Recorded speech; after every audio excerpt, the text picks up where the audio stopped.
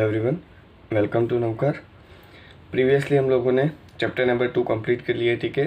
So in your syllabus chapter number 1, 2 and chapter number 8 that is motion, ठीक है, which are we have done. Okay, now go for the biology, ठीक है। Biology में आपके 3 chapters है syllabus में, chapter number 5, 6 and 7, ठीक है। उसमें से हम chapter number 5 that is the fundamental unit of life, okay, we are going to start. Okay, so let's see. अभी देखो बायोलॉजी के चैप्टर्स में क्या होगा कि सब कुछ हमारी बॉडी है, ठीक है, एनिमल्स के बारे में, फिर हमारी ये जो कल्चरल है, ठीक है, उन सब के बारे में बायोलॉजिकल पार्ट जो है, ठीक है, वो सब कुछ आपको पढ़ना है, ठीक है। उसमें कुछ जैसे कि हम लोगों ने पहले 2 चैप्टर जो पढ़े, chapter number 1 and chapter number 2, उसमें टोटली क्या था, सब कुछ केमिकली था, दैट मीन्स वो केमिस्ट्री था। चैप्टर नंबर 8 जो था वो फिजिक्स था, ठीक है, और इसमें बायोलॉजिकल फंडामेंटल जो भी है वो पढ़ना है। Okay, so while examining a thin slice of cork, Robert Hooke saw that the cork resembled the structure of a honeycomb consisting of many little compartments. Okay, अभी देखो क्या बोला है सबसे पहले, while examine a thin slice of a cork, यानी किसकी cork जो होता है ना, ठीक है, कॉर्क यानी ऊपर का ऐसा कुछ बोल सकते हैं कि वो बूच बूच बोल दो आप इसको, ठीक है, उसकी जो स्लाइस है, ठीक है, उसको एग्जामाइन करना है। सो रॉबर्ट हुक ने क्या किया, so that the cork resembled the structure of a honeycomb consisting of many little compartments. तो रॉबर्ट हुक ने क्या देखा, उसके ऊपर कैसा स्ट्रक्चर होता है उसका, हनीकॉम्ब जैसा, consisting of many little compartments, that means उसकी जो स्किन है उसके ऊपर क्या होता है, छोटे छोटे बॉक्सेस होते हैं, ठीक है। दैट मीन्स ये हनीकॉम्ब अगर आपने नज़दीक से देखा हो सो उसकी भी स्ट्रक्चर वैसी होती है। Okay, cork is a substance which comes from the bark of a tree.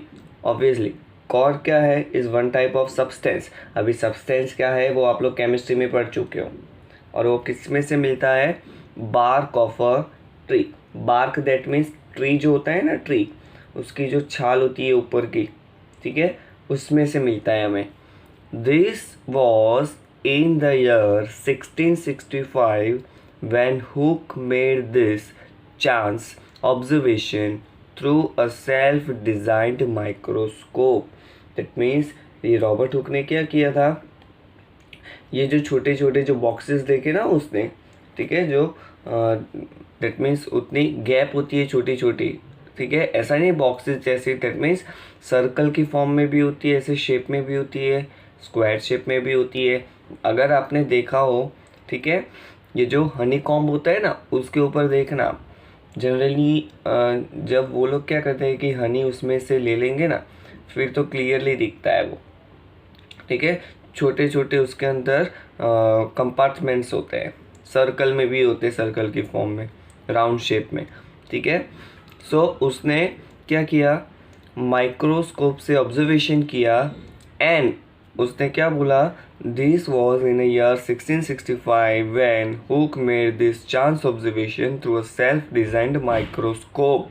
That means उसने खुद ने डिज़ाइन किया था माइक्रोस्कोप, ठीक है, और उससे उसने ऑब्जर्वेशन किया, and Robert Hooke called this boxes sales.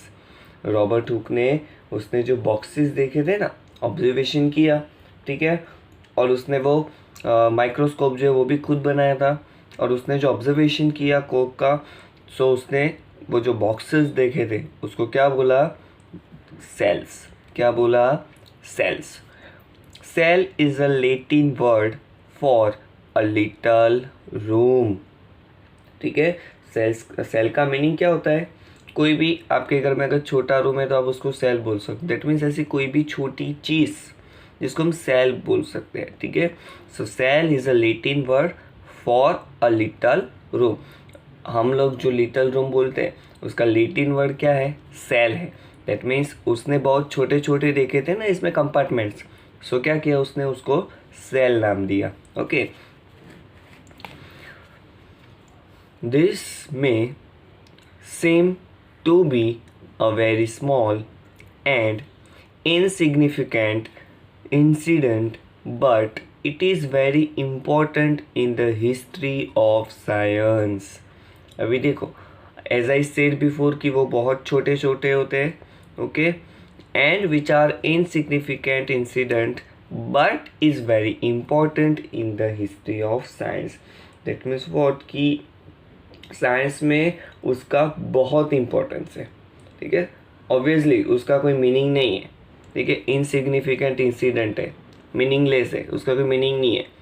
सिर्फ उसने क्या बोल दिया कि उसने जो सेल्फ प्रिपेयर किया था, ठीक है, जो माइक्रोस्कोप, उससे उसने ऑब्जर्वेशन किया और उसको ये दिखा, ठीक है, उसने ऐसा बोल दिया कि चलो ये ऐसा होता है, सो उसका मीनिंग क्या है। बट यहाँ पे ऐसा बोला गया है which is insignificant incident but it is very important in the history of science, वो बहुत इंपॉर्टेंट है, ठीक है। This was the very first time that someone had observed that living things appear to consist of separate units, ठीक है। अभी देखो, Robert Hooke ने सबसे पहले ऐसा ऑब्जर्वेशन किया था, उससे पहले किसी ने भी ऐसा ऑब्जर्वेशन नहीं था, ठीक है, कि जो भी लिविंग थिंग्स होते हैं, जो भी लिविंग थिंग्स होते हैं उसके अंदर क्या होता है, different different was observe that living things appear to consist of separate units, यानी उसके अंदर डिफरेंट डिफरेंट छोटे छोटे सेपरेट यूनिट्स होते हैं। The use of the word cell to describe these units is used till this day in biology. Obviously biology में आप लोग 8th स्टैंडर्ड में भी पढ़ चुके होंगे, ठीक है, कि सेल क्या होता है, ठीक है। तो अभी तक के पूरी जो बायोलॉजी की हिस्ट्री है, सबसे पहले रॉबर्ट हुक ने जो ऑब्जर्वेशन किया, उसने रिसर्च किया और उसको सेल नाम दिया, वही नाम से आज भी पूरी बायोलॉजी में इसको हम सेल के नाम से ही जानते हैं। Okay, so let us find out about cells. चलो, अभी आपको पता चल गया सेल क्या होता है, separate units in human living thing जो भी है, ठीक है, जितने भी लिविंग थिंग्स हैं उसके अंदर क्या होते हैं, सेपरेट यूनिट्स होते हैं, and we called its cell. Okay, so let's start your chapter your topic number 1 in chapter number 5. What are living organisms made up of? चलिए, सबसे पहले हमने ऊपर क्या देखा कि लिविंग ऑर्गेनिज्म यानी लिविंग थिंग्स जो होते हैं which are appear to consist of separate units, okay, but here what are the living organisms made up of, ठीक है, दैट मीन्स जो लिविंग ऑर्गेनिजम्स होते हैं वो किसके बने हुए होते हैं, ठीक है। सो उसके बारे में पूरा यहाँ पे आपको एक्टिविटी गिवन है। So let's start your activity number 5.1. Let us take a small piece from an onion bulb. क्या करना है, सबसे पहले ऑनियन बल्ब जो होता है उसका स्मॉल पीस लेना है। With the help of a pair of forceps, we can peel off the skin. अभी देखो, peel off the skin यानी उसको हम क्या बोलते हैं, called epidermis। क्या बोलते हैं, epidermis. From the concave side, concave side यानी उसका जो इनर लेयर होता है वो, ठीक है, ऑफ द ऑनियन, ठीक है। सबसे पहले अगेन आपको क्या करना है, ठीक है, ऑनियन जो होती है ना, ठीक है, उसको with the help of pair of forceps, यानी वो चीपिया होता है ना, चीपिया बोलते हैं जैसे कि आपके घर में होता है ना, ठीक है, उसकी हेल्प से क्या करना है, उसकी जो इनर लेयर होता है ना, ठीक है, वो आपको निकाल देना है। कई बार होता है ऐसा, ऑनियन जो होती है अगर आपने उसको बहुत नज़दीक से अगर ऑब्जर्व किया हो, सो उसके ऊपर से एक लेयर निकलता है, वो बहुत पतला सा होता है, ठीक है, उसको इजीली आप हाथ से भी ऐसे अलग कर सकते हो निकाल के। देन आफ्टर क्या करना है, this layer can be put immediately in a watch glass containing water. तो आपको क्या करना है, यहाँ पे जो आपने जो लेयर निकाला है, ठीक है, ऑनियन पे से जो इनर लेयर जो है उसका निकाला है, उसको क्या करना है, इमीडिएटली उसको वॉच ग्लास में रखना है कंटेनिंग वाटर, ठीक है, यानी एक वॉच ग्लास के अंदर पानी होना चाहिए और उसके अंदर आपको क्या रखना है, this will prevent the peel from getting folded और गेटिंग ड्राई, यानी आपने जो पील निकाला है ना उसमें से, ठीक है, यानी जो वो पील है, ठीक है, उसके अभी देखो आपने क्या किया, उसको एकदम सीधा रखना है उसके ऊपर। अभी वॉच ग्लास जो है उसके ऊपर आपने ये जो लेयर पानी के अंदर ये जो लेयर रख दिया, ठीक है, सो उसकी क्या इफ़ेक्ट होगी वहाँ पे। सो वाटर जो है, ठीक है, अभी आपने ऑनियन में से ये जो इनर लेयर जो होता है, ठीक है, उसको निकाल के सीधा वॉच ग्लास में पानी है जो उसमें रख दिया। सो वाटर क्या करेगा कि उसको ड्राई भी नहीं होने देगा और उसको फोल्डेड भी नहीं होने देगा। अगर हम वाटर नहीं रखते सो क्या हो जाता, वो ड्राई हो जाता, ठीक है, और उसमें से जो हमें ऑब्जर्वेशन करना है सेल्स के बारे में, ठीक है, वो तो सारे डेड हो जाते। सो कंपलसरी वाटर होना ज़रूरी है। What do we do with this peel? So let us take a glass slide, put a drop of water on it and transfer a small piece of the pill from the watch glass to the slide. चलिए सबसे पहले क्या करना है, let us take a glass slide. सबसे पहले आपको एक ग्लास की स्लाइड लेनी है एंड क्या करना है, उसके अंदर put a drop of water and on it and transfer a small piece of pill from the watch glass to the slide. Watch glass में आपने जो स्लाइड रखी है ना, ठीक है, उसको अभी क्या करना है, आपको ये जो ग्लास स्लाइड ली है उसके ऊपर रख देना है, ठीक है। So make sure that the pill is perfectly flat on the slide. Make sure that the pill is perfectly flat on the slide. Obviously अभी आपने क्या किया कि जो वॉच ग्लास था, ठीक है, वॉच ग्लास में से जो ग्लास स्लाइड है उसके ऊपर आपने ये जो स्लाइड जो है उसको ट्रांसफ़र किया। सो वो एकदम फ्लैट होनी चाहिए, ठीक है, कहीं से भी फोल्डेड नहीं होनी चाहिए।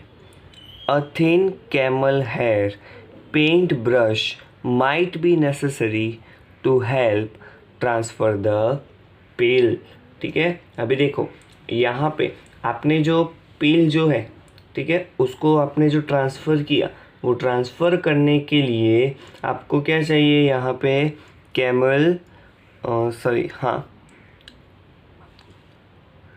कैमल पेंट ब्रश, ठीक है, camel hair paint brush.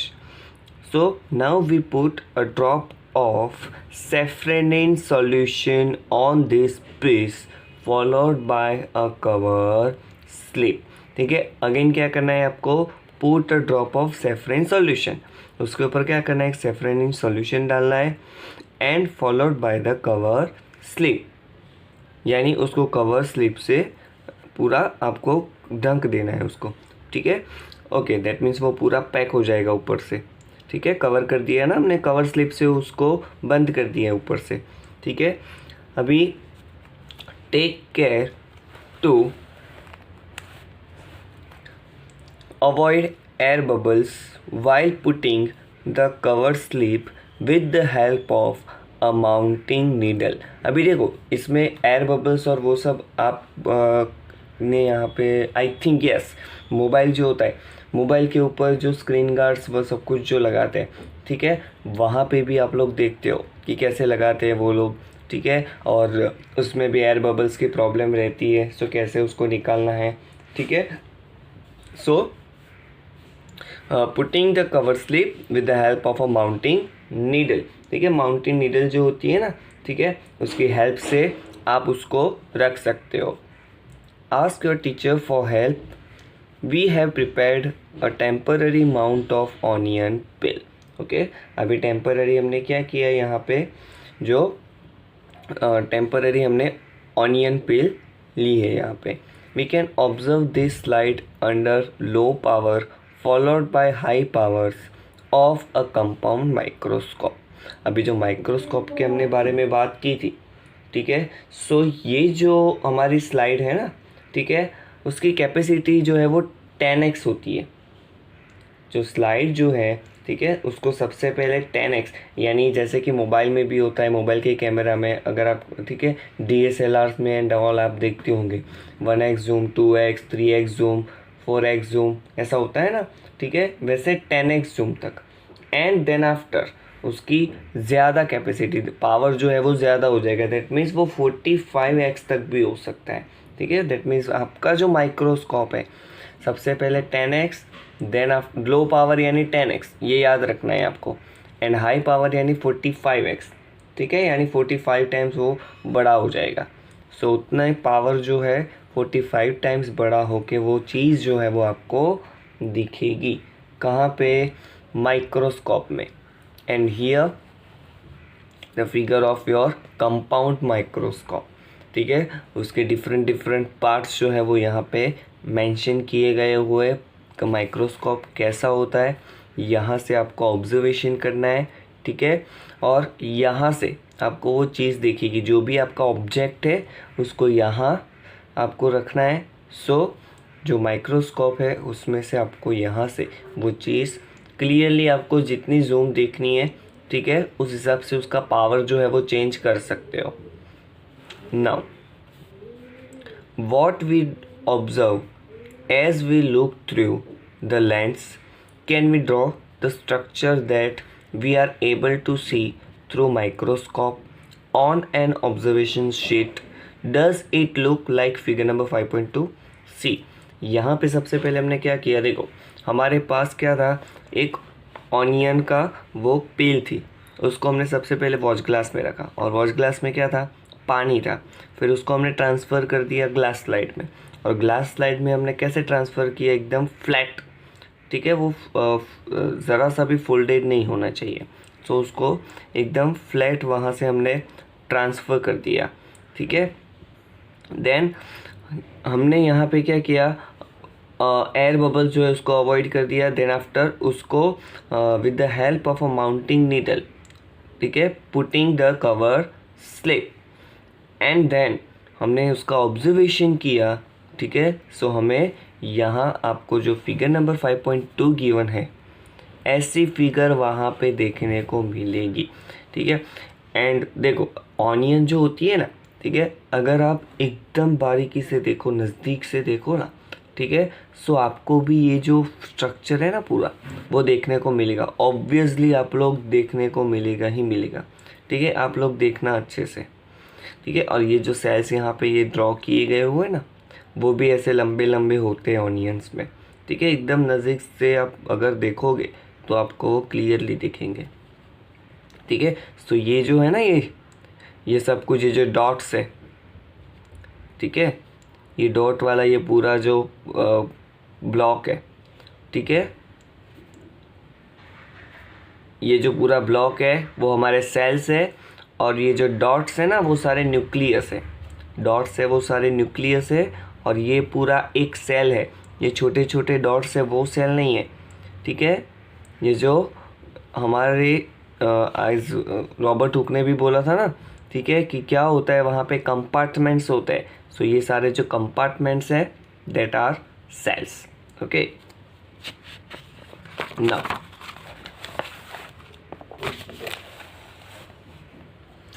we can try preparing temporary mounts of peels of onions of different sizes.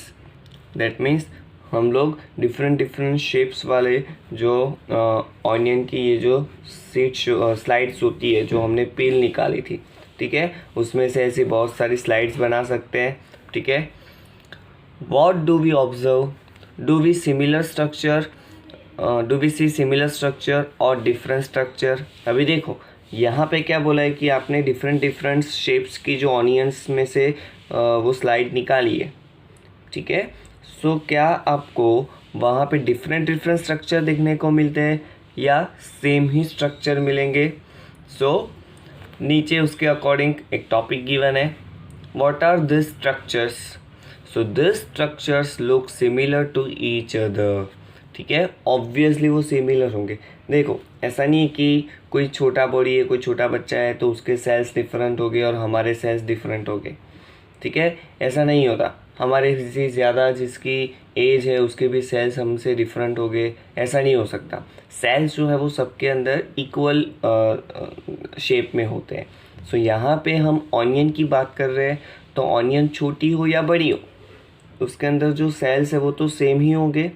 ठीक है, सो उसका स्ट्रक्चर जो है वो पूरा सिमिलर होगा टू अदर।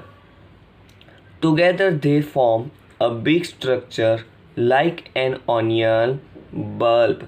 ठीक है, दैट मीन्स व्हाट, ये सब कुछ अगर हम जॉइन कर दें पूरा, ठीक है, सो सब लोग मिलके क्या करेंगे, वहाँ पे एक पूरा सा बड़ा स्ट्रक्चर बनाएंगे और हमें ऑनियन बल्ब जैसा दिखेगा वहाँ पे।